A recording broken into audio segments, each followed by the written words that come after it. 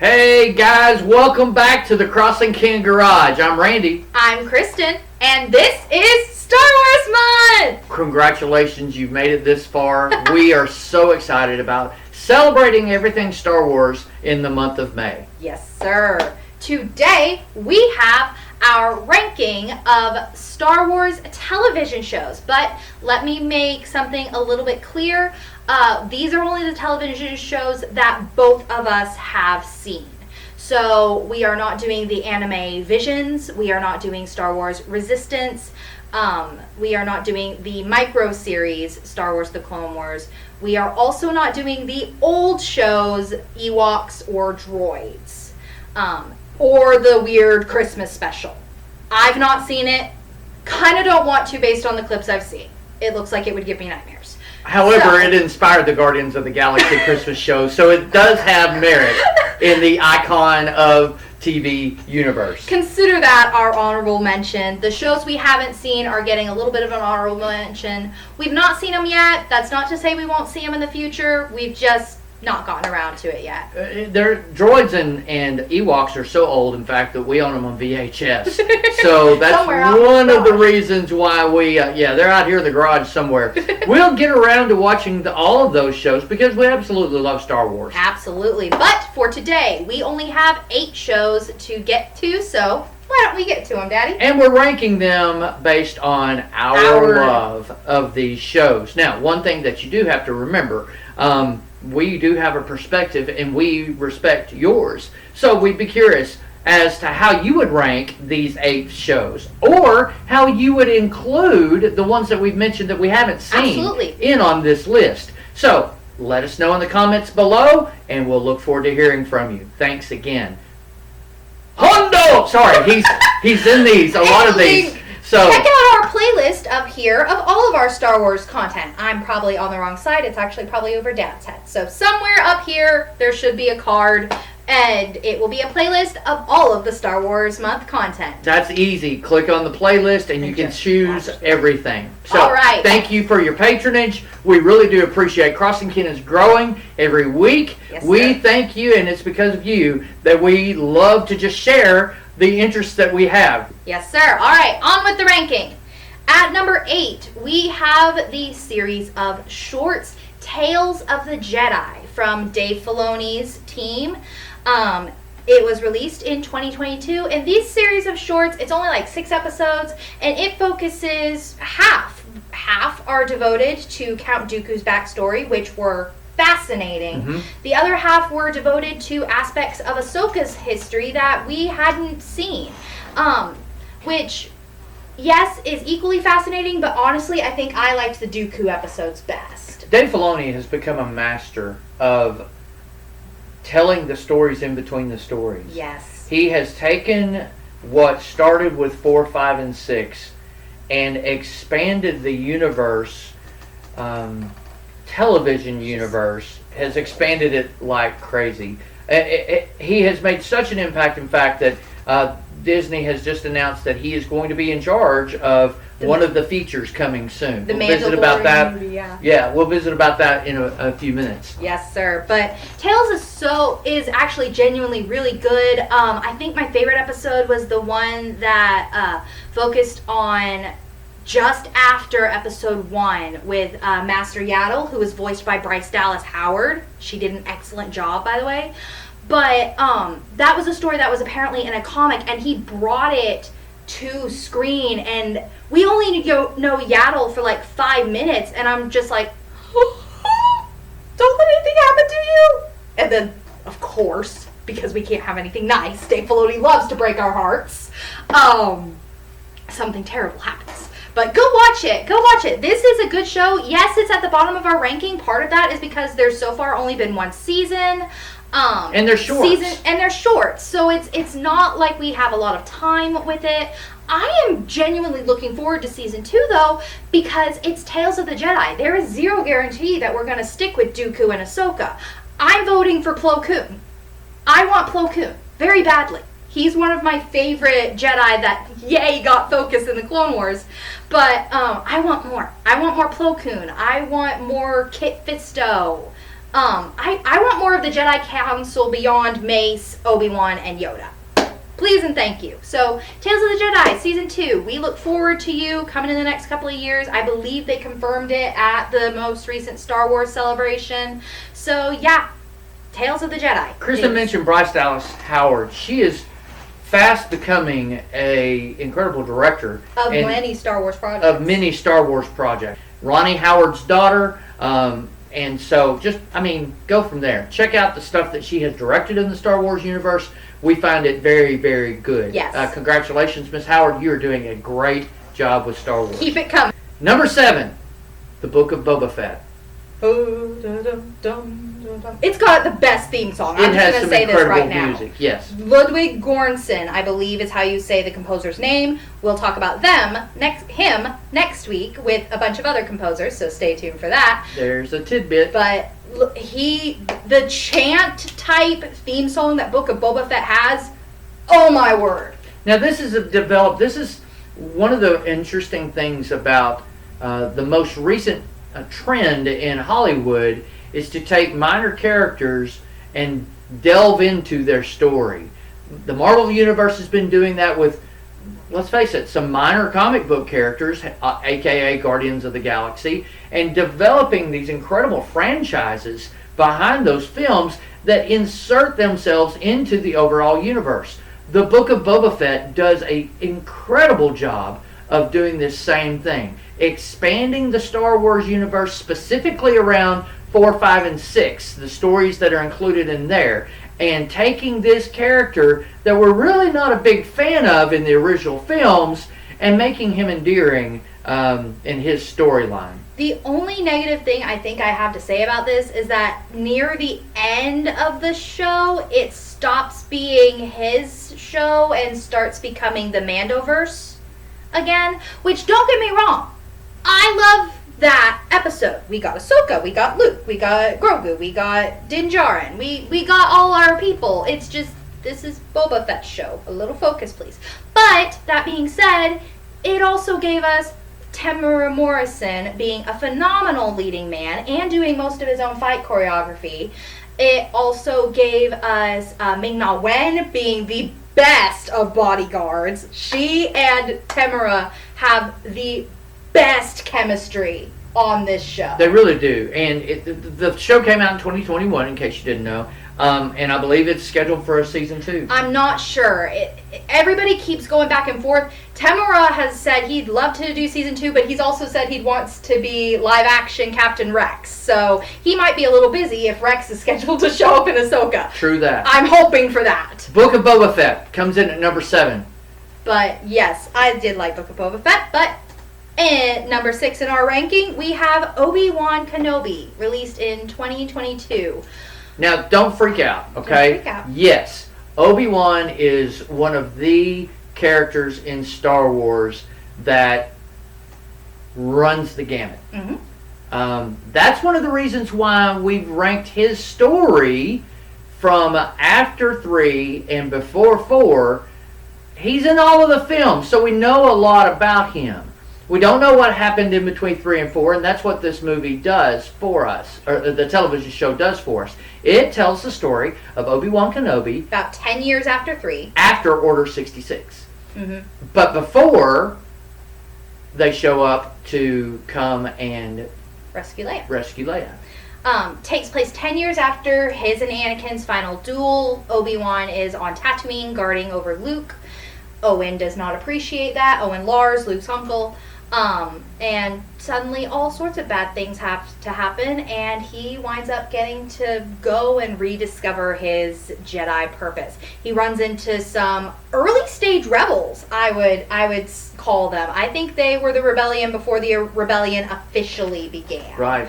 The little girl that plays Leia, I think she's adorable. She got a lot of hate on the internet, and stop it. She is a 10-year-old child. Stop that. I think she was precious. She looked a lot like Carrie Fisher to me. And she did a phenomenal job. Ewan McGregor, my sir, he can do no wrong when he's at Obi-Wan. He has really taken the role, in my opinion, away from Alec Guinness. Alec Guinness did a phenomenal job in 4 and 5, and as Six, a and an as a image in ghost. 6. But Ewan McGregor has taken this role and given it definition. Yes. He, in my opinion, should continue playing Obi-Wan probably for 2 or more seasons. I agree. It is just a character that was really made for him. Alec Guinness, please, I mean, don't get me wrong. Alec Guinness was a great actor for that role for that time. Ewan has just brought it. It just defined it. This show also saw the long-awaited return of Hayden Christensen. Right. And he got to be Darth Vader. And honestly, I think this was Hayden's best performance. I agree. He finally started to get into the character near the end of 3. I blame the dialogue for a lot of the wonkiness in 3. But Hayden, with the fairly good script that his sections of Obi-Wan Kenobi had, I think this was his best performance. The one thing I will say, the final fight between Obi-Wan where his mask gets broken, you stole that from an animated show! I am calling you out. We will get to that show here in a little bit, but you stole it. Anyway. And I think the animated show did it better, but that doesn't take away from the fact it was a great moment. Hayden, you did a beautiful job. Ewan, you did a beautiful job. Please, give us a season 2. Yes. Everybody wants it. Ewan wants it. Ewan is still saying, yes, whenever they've got the script, I'm ready to go. In a British accent. Scottish, sorry. accent.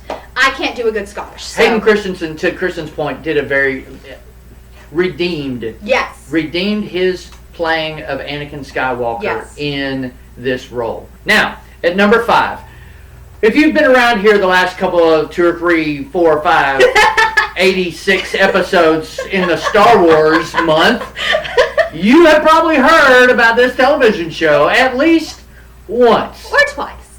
Or 16.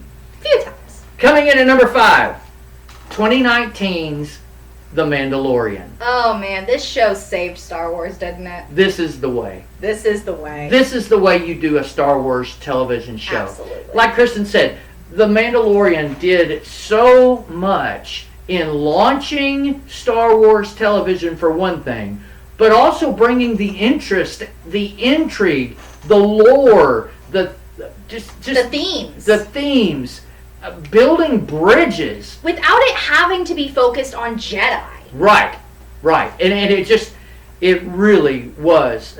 Season 1 was incredible. It introduced Grogu, who we still have a lot to learn about, and we've not seen season 3 yet, so no spoilers. Please, no spoilers for season 3. We still have some things to watch, obviously, but we love The Mandalorian. Love The Mandalorian. Came out in 2019. We've talked already about Din Djarin and the actor who plays him. Pedro Pascal. Thank you very much. Look up here to see that list. That appeared on last week's list as well. So, just go double check it. If you have not, if you happen to be the one person in a galaxy far, far away who has not seen The Mandalorian, it's please, on Disney Plus. If you like Star Wars at all, you'll love this television show. Absolutely. On Disney Plus currently. All right. 3 seasons currently streaming on Disney and Plus. It has already been confirmed to be wrapping up in theaters. Dave Filoni directed in theaters. I don't know when that will be. I think there's going to be another season of the show, and then we're going to wrap up Din and Grogu's story on screen. I don't know that for sure. It may be going straight to the movie after this 3rd season. Either way, Dave Filoni's directing. I'm in that theater. Without doubt. Without doubt. All right, number 4. Now, if Mandalorian saved Star Wars, Andor proved that it still had a lot of juice left. Right. Andor, it blew me away. I was not expecting it to be this good. Like, it started a little slow, and I was like, okay, what are we doing? But then, and I'm hooked. I'm sold. Andor starts the storyline that really gets completed in the Rogue One film. We like Rogue One. Yes. We like Solo. We like Rogue One. We like those in-between films. Yes. But Andor does an incredible job of taking and making a character study of one of the instigators and the people around him. of the rebellion and bringing that full throttle. It has some incredibly good actors and actresses who make you love and hate the characters that they play. Some of the scariest and honestly creepiest villains are in this show. Deidre Marrow, I think is her name. She's chilling. Like, she's what Agent Callus was supposed to be in Rebels. And she turns it up to like 1,000, and it terrifies me. But also, this show kind of broke my heart midway through because I looked on IMDb, and Admiral Yularen from the Clone Wars shows up in an Imperial uniform, and I nearly started crying because it was Anakin's Admiral from Clone Wars, and I was not okay. But, oh my goodness, guys, this show does so much, and there is not a Jedi in sight. There is not a Grogu, there's not an Ahsoka, there's not a sudden Luke Skywalker. It is just people fighting for freedom. It is the Empire at its most vicious, at its most aggressive, and at the very beginnings of the Emperor taking over the entire galaxy. You just have to go and see Andor. If you liked episode 4, go, first of all, watch Andor. Then go watch Rogue One. Then go watch Rebels, just for good measure. Well, we'll talk about Rebels in a minute. So, but we're just telling you, Andor, phenomenal. It came out in 2021. Two. Came out this last year. They are planning a season 2, which I'm told is probably the last. Yes, I believe Diego Luna has given a statement saying that it will be just a 2-season show, which honestly, that will work for it because this is set 5 years before the Battle of Yavin.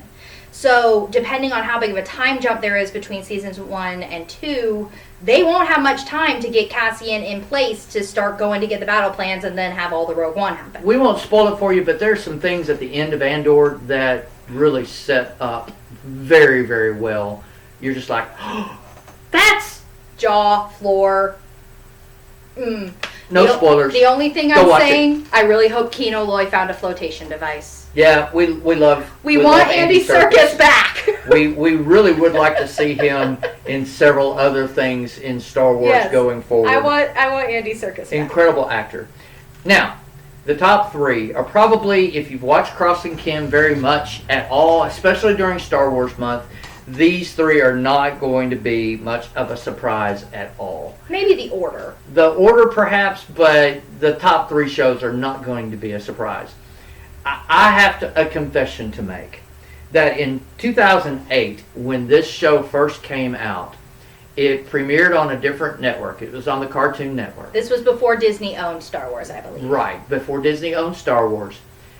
And it told the story that I was like, okay, that will be intriguing. Wait, it's a cartoon? Okay, never mind. Cartoon Network, it's a cartoon. Nah, they can't possibly be a very good... This is a throwback to the droids and Ewok cartoons, and this is kid stuff. But then COVID happened, and I begged him to watch it with me. And then COVID, and I am awestruck at what is our number 3, Clone Wars. Thank you, Dave Filoni. Thank you, Dave Filoni. 2008 is when it began. Began on Cartoon Network. Clone Wars was canceled in its 6th season after Disney bought Star Wars, but Filoni and co. were able to negotiate to have season 6 air on Netflix, and then Disney brought it back for the phenomenal 7th season. That 7th season, I was in the 6th grade when Star Wars first came out. I was -19. Didn't get the opportunity to see it until actually I was in college. And oh my goodness. My first viewing of Star Wars, I'll never forget. Television room, Holcomb Hall. Shout out University of Arkansas, Holcomb guys. 1982 to 86. We watched Star Wars together. And I wasn't alone in it being the first time seeing it. Then COVID introduced me to Clone Wars. What a great job. And season after season after season, you're just like, wow, these are all the characters, and they've done a good job. The animation, a little iffy in the first couple of seasons, They get better as they go along. They get better chronologically as they go along, because in the first seasons, the first 3 seasons are aired kind of out of order. It's an anthology series, so we jump around in the timeline a lot. Go back to our Rex and Hondo video. In that, I linked a list of chronological viewing. Yeah, Clone Wars comes in at number 3. Don't dismiss this as just a cartoon. If you are a Star Wars fan of any kind at all, you need to have an opportunity to binge these shows. Clone Wars is absolutely integral to understanding the Star Wars universe. If nothing else, it just makes you appreciate the clones, which unfortunately were kind of copy-paste in the prequel trilogy. Mm-hmm. This makes them full-fledged characters, and especially those last 4 episodes, which are as good as any of the films. Any of the films. The last 4 episodes of Clone Wars are as good as any of the films. And none of it is the main characters from the prequels trilogy. Right. I mean, it is only the original 2 of the original characters, Ahsoka and Rex, are our focus in these last 4 episodes. And oh my goodness. Just get ready. A whale of a ride. Have tissues prepared. That's all I'm going to say. Go watch Clone Wars. It's our number 3 from 2008, Clone Wars. All right. Coming in at number 2, released in 2021, The Bad Batch. We love this show. We love this. It is technically a spin-off of Clone Wars because they first appeared in the first arc of Season 7 of Clone Wars. Have you ever seen the A-Team? Have you ever seen the A-Team? Either the movie or the television show. This is Star Wars A-Team. We love this show. We love this show. This show feels very 80s, which is fitting for Star Wars. It's set just after the events of Order 66. The first episode takes place during 3.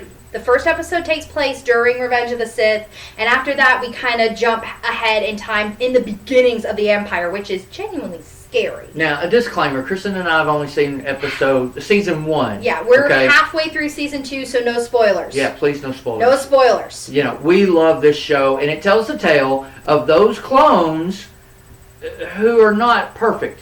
They are called the Bad Batch because they were genetically engineered to have different traits. In a sea of similarity, these guys were designed to be different. We've got Wrecker, who is the muscle. We've got Tech, who is the brain. We've got Crosshair, who is the sniper. We've got Hunter, who is the leader. And we have Echo, who is kind of the everyman, I would say. Even though he is technically one of the characters that we adore from Clone Wars, he had a lot of stuff happen to him, which made him less than a reg, or more than a reg is probably a better way to put it. And so he's kind of the planner, tactician. He's the tactician. That's probably the best way to phrase it. And then we have Omega, who humanizes the bunch in a lot of different ways. There's a naivety. She's a kid. She's that little sister. It really, Bad Batch. Go watch it. They're all streaming so on Disney Plus. And season 3 has been, I believe, confirmed, but it's been confirmed to be its final season. So now I'm scared because here's the bad thing.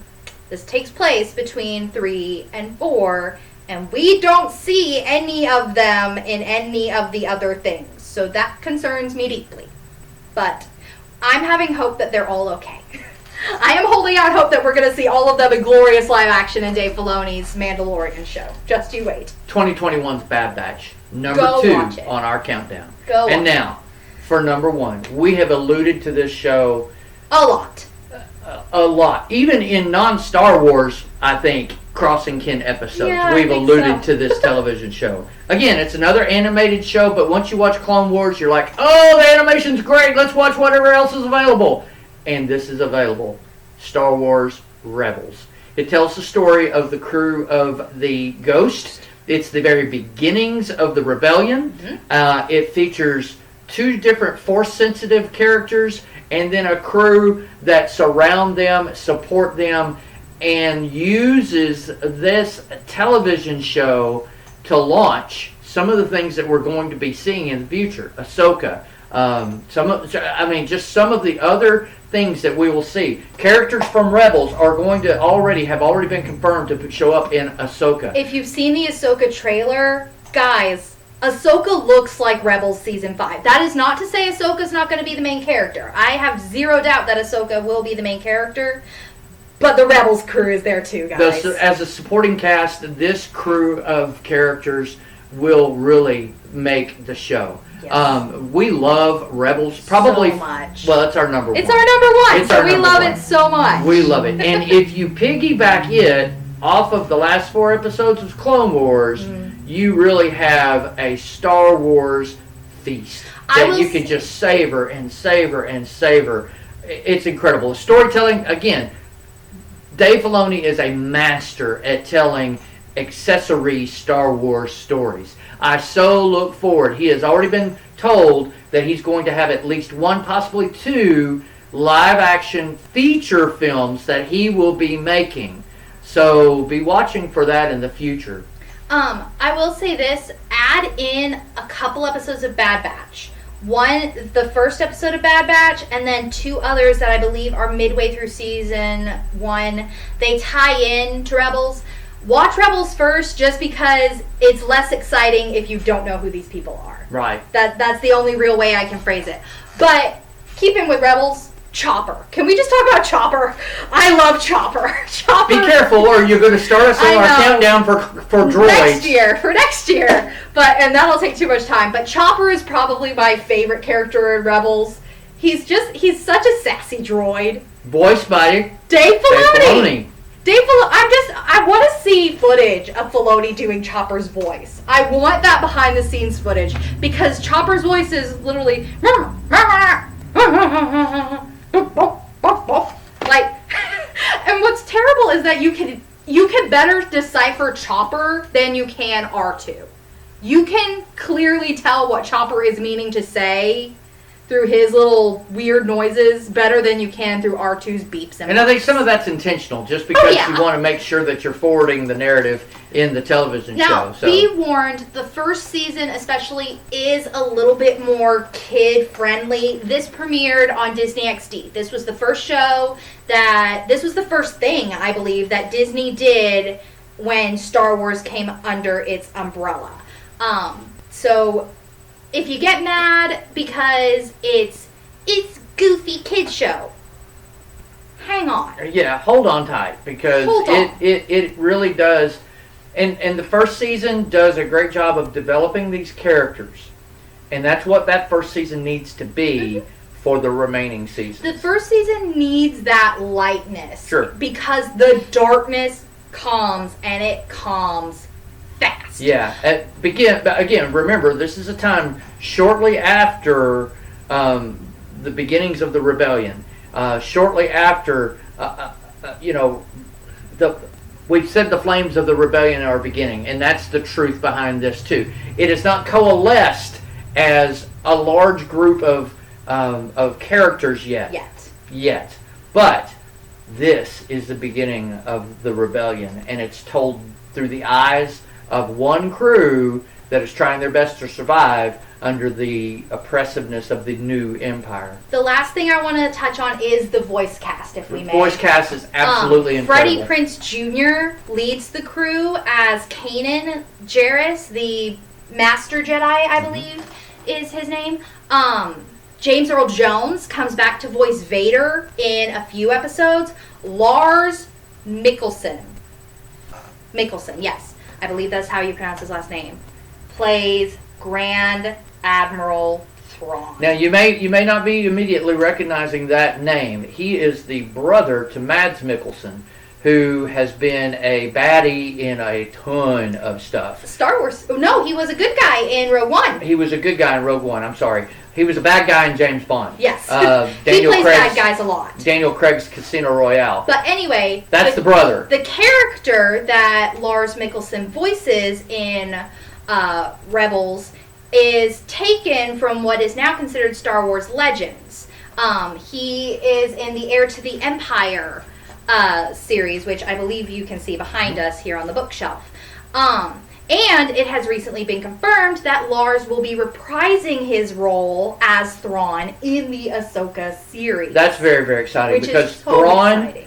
Thrawn becomes that character Chilling. that is even more easy to hate than the Emperor. That is very true. Thrawn becomes the character that you think the Emperor should have eventually become. Yes. And it's also been announced that is the potential storyline that Filoni is looking at. So if you have these 3 books, the trilogy, Heir to the Empire, please, they're available easy on eBay. Go and get those books. They're incredible reads. I read them when they came out in the 90s and was enthralled. Now, there's some storylines that are going to have to be adjusted. There's some creative license that's going to have to be made. The original trio are going to have to be removed. Yeah. The last thing I want to talk about with Rebels is the one last voice actor. I'm not telling you who he plays, but Doctor Who fans, Tom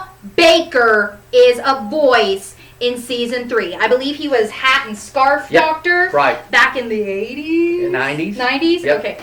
I've never seen old Doctor Who. I've seen a few of the new Who stuff. But, Doctor Who fans, your Doctor is a Star Wars character, and he's a big deal in season 3. Like, a huge deal. Yep. Emphasis on huge. So, yeah. If nothing else, watch it to see who Tom Baker plays, because I've seen Rebels twice now. About to actually starting it the 3rd time, because I've gotten my sister Katie through Clone Wars, so now I'm getting her through Rebels. So Rebels, this will be our number 1 television show in Star Wars land. So now, again, go back at the beginning of the video. You've seen that we've not seen everything. Please give us a clue. How would the other Star Wars television shows fit into our list? Let me know how Resistance is, because it's technically a prequel to 7, 8, and 9, and if you've been watching my What Ifs, next one comes Saturday, you know that I have feelings about 7, 8, and 9, so let me know if Resistance helps in any way. It was also a Disney XD show, and it has weirder animation than Rebels. A lot of people complain about the animation of Rebels. I don't care. I'm not an animation snob. Once I get used to it, I don't care. But it gets better. It's kind of like Clone Wars. It gets better. Once they figure out how to animate these guys and fix Callus's mutton chops, bless his heart. Wookiees in Rebels, wow. Wow, yeah, the animation takes a minute to get used to, but that doesn't take away from Rebels' story. The storylines are phenomenal. Incredible. When Rebels is good, oh my days. Yeah, it's incredible. So, there you have it. There's our top 8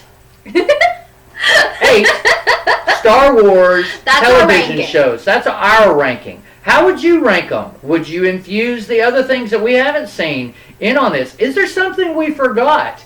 We're not perfect. We're certainly not scholars of Star Wars. I did my best to find it, but there is every chance that one TV show just slipped under my radar. We'd like to know. If it did, let me know. Hey, thank you, as always, for coming into the Crossing King Garage and being a part of the family.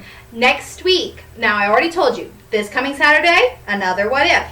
Next Thursday, I hinted at it a little bit earlier, we will be doing a tribute to the score of Star Wars. Not just John Williams. We're going to talk about everybody who's had a hand in the music of Star Wars, but do not get me wrong, this will probably be another video where Daddy and I spend a good bit of time gushing about John Williams. Check up there for another video where we spend a good amount of time gushing about John Williams. It's the orchestration of a galaxy far, far away. And we hope, let's face it, the music of Star Wars is a character in and of itself. Yes, sir, but that's a conversation for next week. We'll leave it there. So be sure to like, share, subscribe, comment anything we might have missed or forgotten to say down below. Go watch all the episodes with Hondo! Yes! Go watch Daddy's favorite character in Clone Wars and in Rebels. And be sure you ring that bell icon so that you are notified every time we upload. Hey, tell friends and neighbors that you've been a part of a new family, the Crossing Kin family, where everybody is kin. Welcome to the garage. Tell your friends and neighbors about these videos and the other videos. Again, if you're not a Star Wars fan, we got a ton of stuff that we would love for you to peruse, like, notify, comment on, tell us about. And as soon as May is over, we will be getting back to our regularly scheduled content, but May is Star Wars month, guys. All right, that's wrapping it up from the Crossing King Garage. Until next time, I'm Kristen. And I'm Randy. Thanks for joining us. And until we meet again, may the Force be with you.